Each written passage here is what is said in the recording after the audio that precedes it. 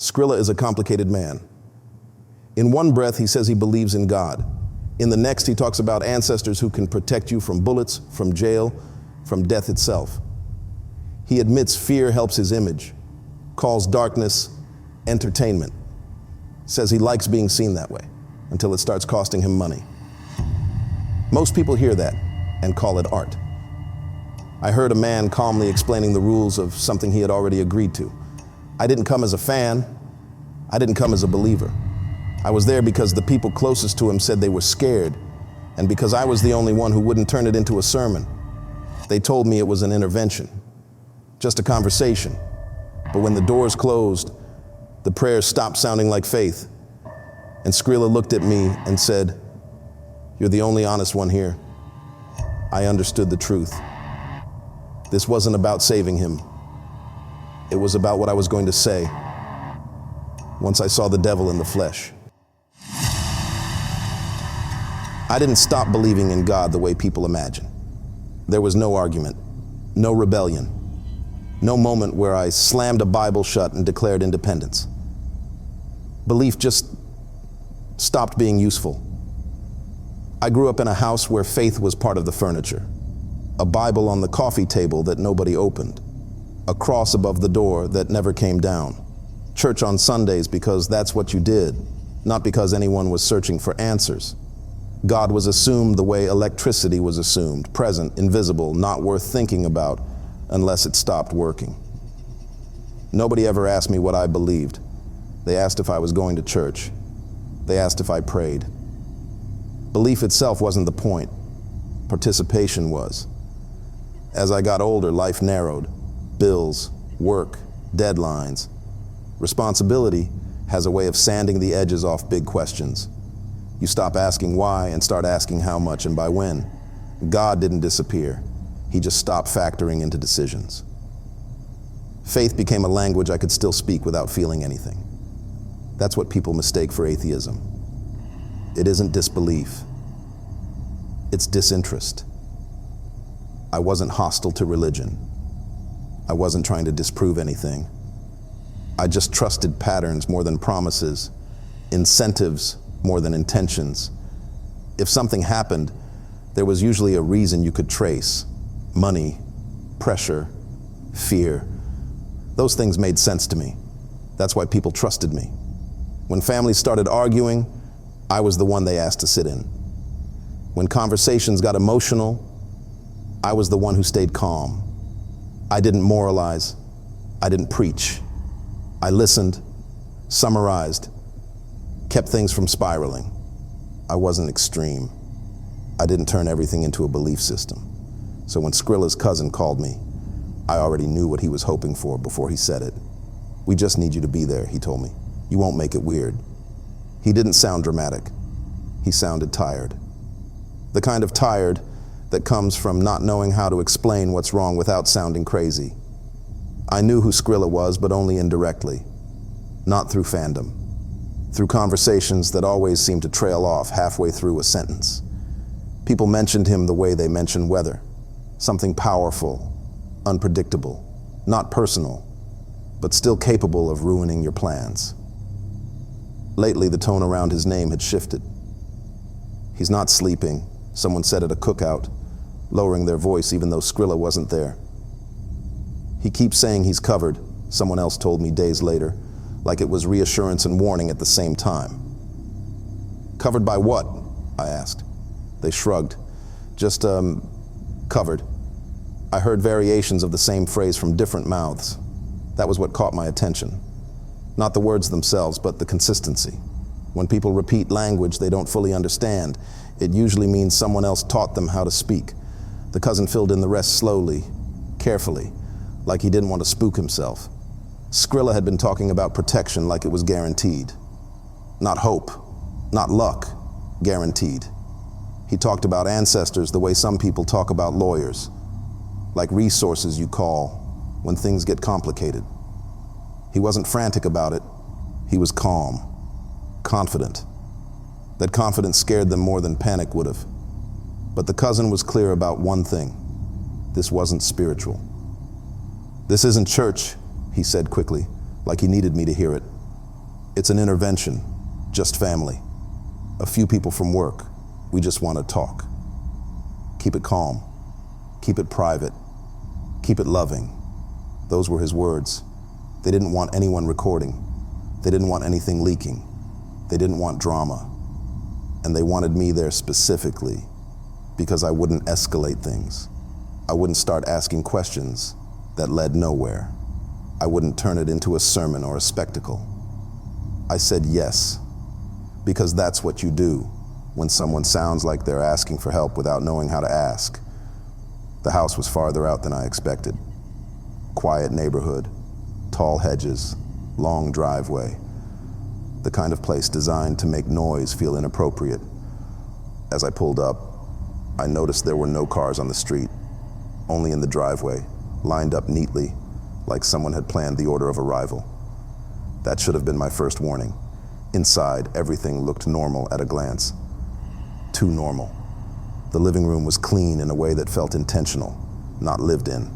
Chairs arranged in a loose circle, not sloppy, not tight. Bottled water on a side table. A box of tissues placed dead center, unopened, like a prop waiting for its cue. People stood when I walked in, not out of respect, out of relief. "Thank you for coming," the cousin said, gripping my arm a little too hard. I scanned the room. Family members sat stiffly, eyes. I scanned the room. Family members sat stiffly, eyes red. A couple of industry people hovered near the edges, trying to look supportive without committing emotionally. And there was one man I didn't recognize at all. Plain clothes, calm posture, introduced only as someone here to support. No last name, no title. I told myself that was fine. Interventions pull in all kinds of people. Still, as I sat down, one thought kept repeating. Quiet, persistent. This feels rehearsed, not in a sinister way, in a careful way, like everyone had been told where to sit, what to say, what not to do, like this conversation had already happened, just not with witnesses. And somewhere down the hallway, unseen but unmistakably present, was Skrilla. I hadn't seen him yet, but the room had already oriented itself around his arrival. People adjusted in their seats. Someone cleared their throat and stopped halfway through. Even the air felt held like it was waiting. That was when it hit me. This wasn't just about talking him down. This was about something they were hoping would happen once everyone was in the room. And whatever it was, they had prepared for it. They didn't ask me to speak first. That should have reassured me. Instead, it felt deliberate, like my silence was part of the design. The cousin cleared his throat and started with something safe. Concern, love, pressure. How hard things had been lately. He kept his voice steady, like he'd practiced in the mirror. A sister followed, eyes wet, hands folded tight in her lap. She talked about family, about worry, about wanting things to slow down. It was exactly what an intervention is supposed to sound like. Someone slid a bottled water toward me without looking. I noticed the label had already been peeled off. No brands, no distractions, just plastic and condensation. Phones were collected to avoid leaks. That was the phrase. Nobody argued. People placed them in a small basket near the door like it was common sense. When my phone left my hand, I felt a flicker of irritation, then something colder underneath it. The door clicked shut, not locked, just closed with intent. The man there to support sat slightly apart from the circle. He didn't bow his head, he didn't fidget. He watched the room the way someone watches a schedule, alert to timing, not emotion. I caught his eye once. He nodded, small and neutral, like he was acknowledging a checkpoint. Then Skrilla walked in. No entrance music, no tension spike. He didn't scan the room like someone preparing for an attack. He smiled, polite, almost grateful, as if he'd been invited to a meeting he expected. "Hey," he said, "everybody good?" People answered too quickly, too softly. A chorus of yeahs that sounded like permission. Skrilla took a seat without being told where. It happened to be the open chair, the one nobody had claimed. He sat like a man who understood seating arrangements without being briefed. He listened. He nodded. He let people talk. When someone mentioned stress, he agreed. When money came up, he smiled like it was old news. When image was mentioned, he shrugged. I get it, he said calmly. Fear helps. People respect what scares them. No edge, no bravado. Just a statement. Someone shifted uncomfortably. Another person started to speak, stopped, and tried again with different words. Skrilla noticed everything. He didn't interrupt, but people adjusted themselves around him. They softened phrases. They qualified concern. They avoided certain words without agreeing on which ones. It was subtle, the kind of social gravity you don't notice until you're already leaning. I'm covered, Skrilla said at one point, casually, like he was explaining a schedule conflict. That's why I'm not worried. Covered by what? Nobody asked. He mentioned protection the way you'd mention insurance. Ancestors the way you'd mention connections. Being born into it the way you'd mention a family business. There was no mysticism in his tone, no secrecy, just familiarity. The temperature in the room felt uneven. Not colder exactly, just wrong. Like one vent was pushing air that didn't match the rest of the house. I noticed people hesitating before they spoke, like they were checking themselves against something invisible. The pastor finally spoke, gentle, measured. He didn't lead with scripture. He didn't raise his voice. He said he was there to support healing, to make space for clarity. Skrilla looked at him, interested. Support is good, Skrilla said. Clarity, too. There was a pause after that, not awkward, expectant. I realized then that Skrilla hadn't defended himself once. He hadn't denied anything. He hadn't redirected. He was letting the conversation play out, like he already knew the ending.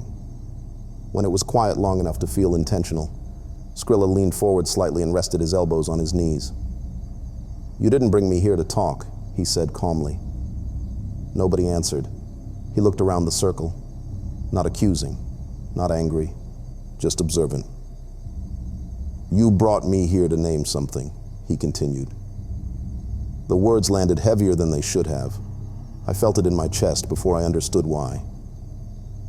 The pastor inhaled slowly. The cousin stared at the floor. Someone near the window crossed their arms like they were bracing for a draft. Skrilla's eyes finally found mine. No one said it out loud, but the intervention had lost its shape. The words were still there. Concern, love, worry. But they no longer landed where they were supposed to. They overlapped, interrupted each other, slid past Skrilla without sticking. It was like trying to hold water in cupped hands. The pastor adjusted first. He didn't stand. He didn't raise his voice. He leaned forward slightly, eyes half closed, and began to pray. Not the kind meant to be heard, but the kind meant to be performed. Low, even, procedural. Like he was following steps he'd memorized a long time ago. Across the circle, Skrilla's cousin spoke at the same time. This isn't you, he said, too quickly. You don't have to do this. Someone else jumped in, fear, pleading, a sister crying, telling Skrilla she barely recognized him anymore. Words collided in the middle of the room and fell apart on contact. Skrilla didn't respond to any of it. He turned his body, not sharply, not theatrically, until he was facing me. The room noticed, conversations faltered. The pastor's prayer didn't stop, but it softened, like he'd sensed a shift he couldn't name. You don't believe, Skrilla said calmly. It wasn't an accusation, it was a classification. I started, then stopped. I'm here to help. Skrilla nodded. That's why I'm talking to you.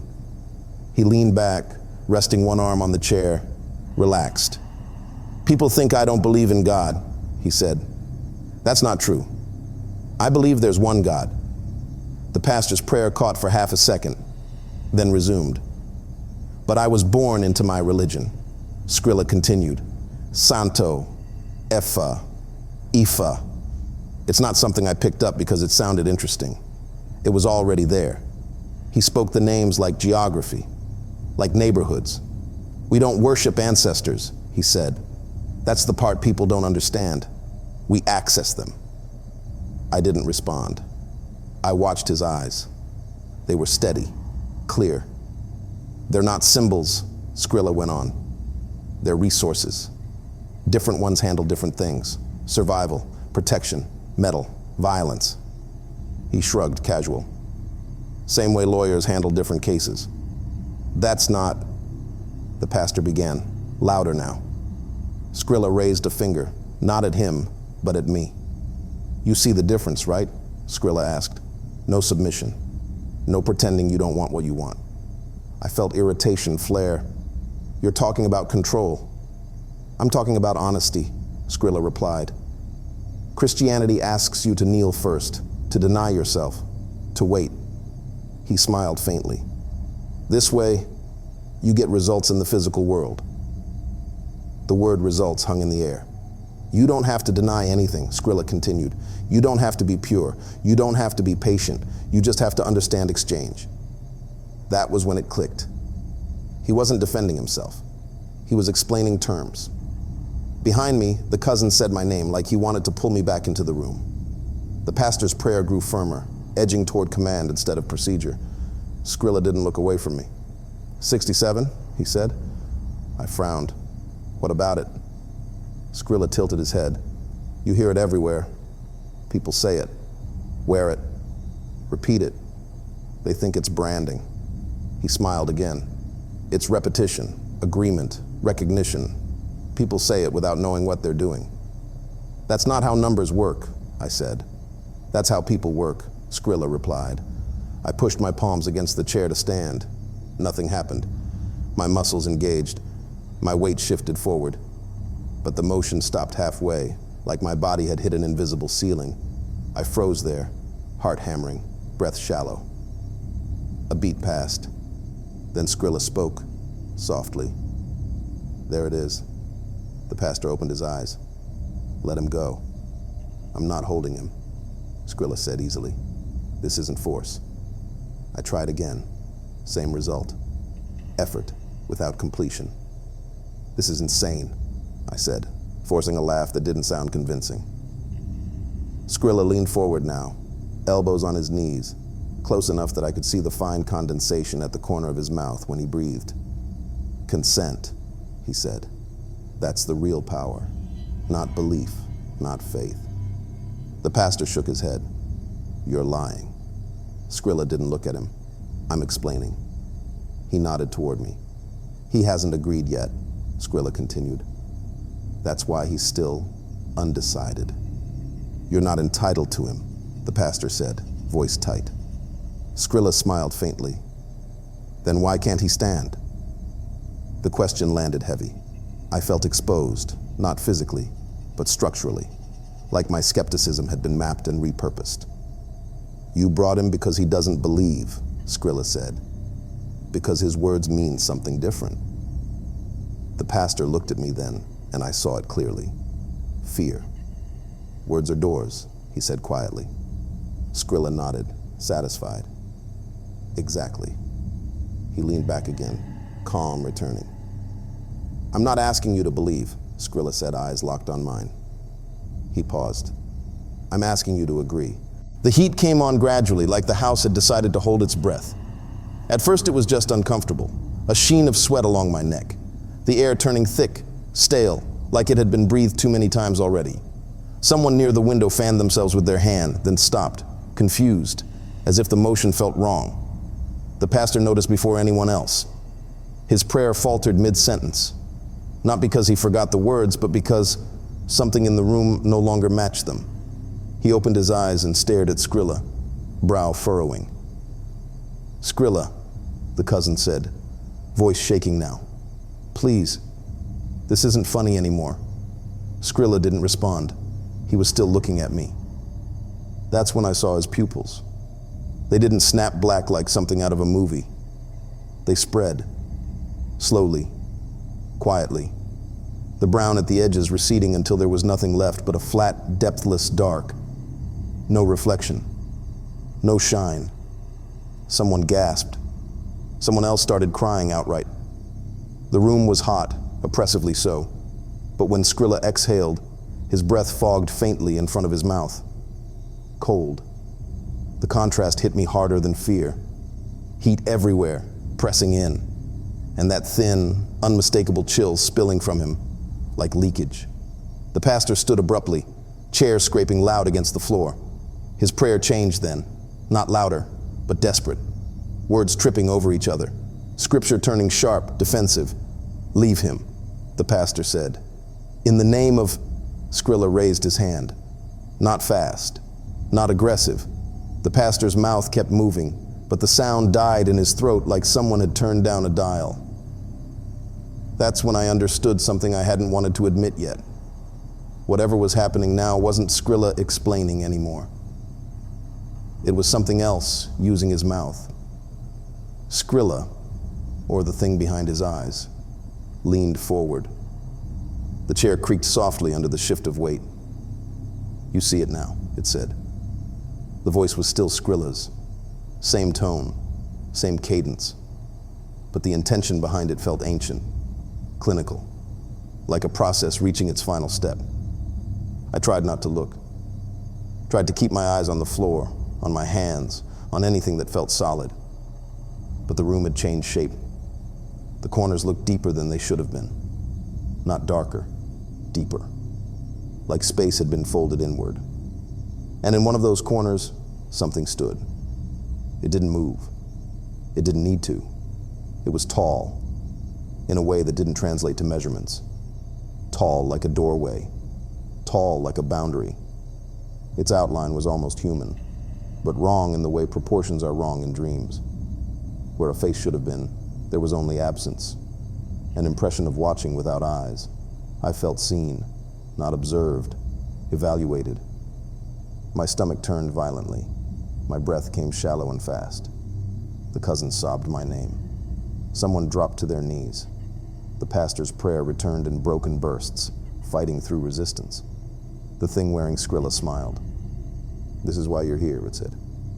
"You understand recognition." It gestured subtly toward the corner, toward the presence. "Say what you see." My throat closed. "This is the door," it continued, patient. Not belief, not faith, naming. I understood then what 67 really was. Not a number, a trigger, a repetition, a way to train mouths to open something they didn't know they were opening. "Say it," the thing said softly. "Be honest." My heart hammered so hard it hurt. Every instinct in me screamed not to speak, not to complete whatever circuit it was building. The room felt like it was leaning toward me, waiting. I stared at the corner again, at the impossible shape standing where nothing should have been. And I knew, absolutely undeniably, that what I was looking at was real. Whatever came next depended on what I said out loud. The thing behind Skrilla's eyes leaned closer, breath spilling cold into the hot air. "Say you see the devil," it whispered. And the room went perfectly, terrifyingly still. I don't remember deciding to speak. I remember realizing that silence was the last thing it wanted. The room waited. Every breath felt borrowed. The heat pressed down like a hand on the back of my neck, and the cold spilling from Skrilla's mouth cut through it in thin, visible threads. The thing in the corner didn't move, but the space around it felt tighter, like it was being pulled inward. "Say it," the voice whispered again, patient, certain. "Say you see the devil." I understood the mechanism then, not in faith, but in logic. It wasn't asking me to worship. It wasn't asking me to pray. It was asking me to name something without context, to recognize it alone, to isolate it from everything else. That was the agreement. That was the door. I swallowed. My heart hammered so hard it felt like it might knock me out of my own body. "I see the devil," I said. The room reacted immediately. The pressure spiked. The presence in the corner sharpened like a shape coming into focus. Skrilla's smile widened, just a fraction. Then I finished the sentence. "And if I see the devil," I said, my voice steadier than I felt, "then God has to be real too." The effect was instant. Not an explosion, not a scream, a failure. The pressure collapsed inward, like a structure losing load-bearing support. The cold breath vanished. The heat snapped back to normal, leaving goosebumps in its wake. The thing in the corner didn't retreat. It unresolved, like a reflection losing its surface. Skrilla convulsed. It wasn't violent, it was structural, like something had let go of him all at once. He gasped, sucking in air like he'd been underwater. His eyes rolled, then focused. The black drained from his pupils, replaced by something human and terrified. "No," he choked, not defiant, but panicked. "That's not," the pastor's prayer surged back, louder now, anchored. The words worked again, chairs scraped. Someone grabbed my arm. I felt my legs unlock beneath me, strength rushing back in a wave that nearly dropped me to the floor. I stood. The presence was gone, not banished, not destroyed, just unable. I didn't wait to see what Skrilla would say next. I didn't wait for explanations or apologies.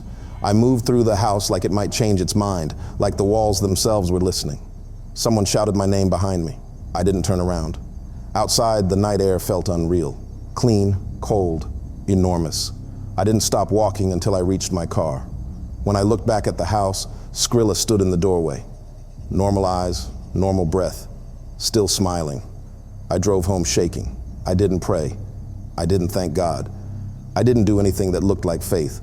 But I opened a Bible for the first time in years, not to feel better, to learn the rules. Because here's the truth I haven't been able to shake since that night. I didn't escape because I believed. I escaped because belief changed the equation. And if words are doors, then attention is the hand that reaches for the handle. If you're still here, you felt it too. If something in this story made you uncomfortable, good. That means you were paying attention. If you want to hear what else people won't talk about, make sure you like this story, comment what you noticed, and subscribe so you don't miss what comes next. Because some doors don't open on their own. They open when enough people are watching.